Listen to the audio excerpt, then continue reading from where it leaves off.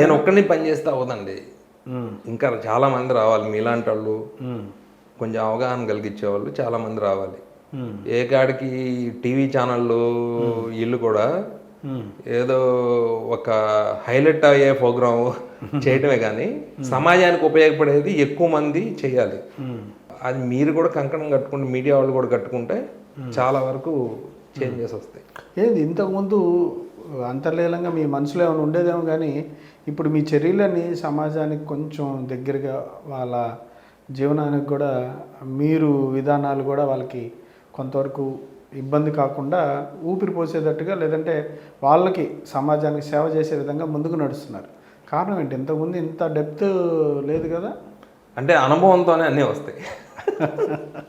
ఏంటి అనుభవం? అనుభవం అంటే ఏం లేదండి, జనరల్గా సమాజంలో అనుభవాన్ని షేర్ చేసేవాళ్ళు లేరు.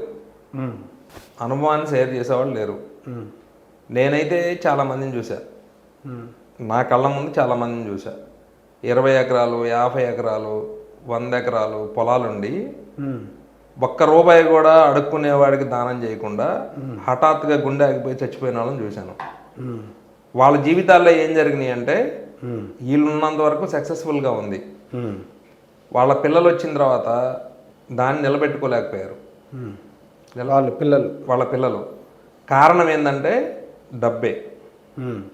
ఆ డబ్బు ఏం చేసింది అంటే సమాజానికి వాళ్ళని దూరం చేసింది, అంతరాలు పెంచింది. అంటే డబ్బున్నాళ్ళుగా పెరిగారు తప్ప సమాజంలో అందరినీ కలుపుకొని అందరితో కలిసి పెరిగే వాళ్ళలాగా పెరగలేకపోయారు. దానివల్ల ఏమైంది, ఫ్యామిలీయే కుప్పకూలిపోయే పరిస్థితి. అనుభవం ఉన్నాడు, డబ్బులు సంపాదించినాడేమో పోయాడు.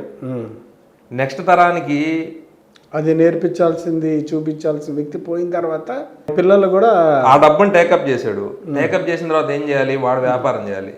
వ్యాపారం అన్ని రోడ్డు మీదకి వస్తే మొంత 99% ఎవడి లాభాపేక్ష వాడు చూసుకునేవాడే తప్ప రే పలానాడు వచ్చాడు న్యాయబద్ధంగా చేద్దామని అనుకోడు. ఎంతవరకు దొరికితే అంతవరకు పీక్కోవటమే.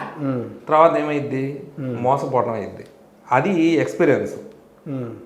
మీ తాత, మీ నాయనమ్మ, మీ పెద్దోళ్ళు, మీ ఫాదరు, అంతకుముందు ఫాదరు, వీళ్ళందరూ ఏం చేశారు అంటే వాళ్ళకున్న జ్ఞానాన్ని వాళ్ళు ఎక్కడ నష్టపోయారు, ఆ నష్టపోయిన దాన్ని నీకు ఇచ్చారు కాబట్టి నువ్వు సొసైటీలో మోసపోకుండా బతకగలుగుతున్నావు.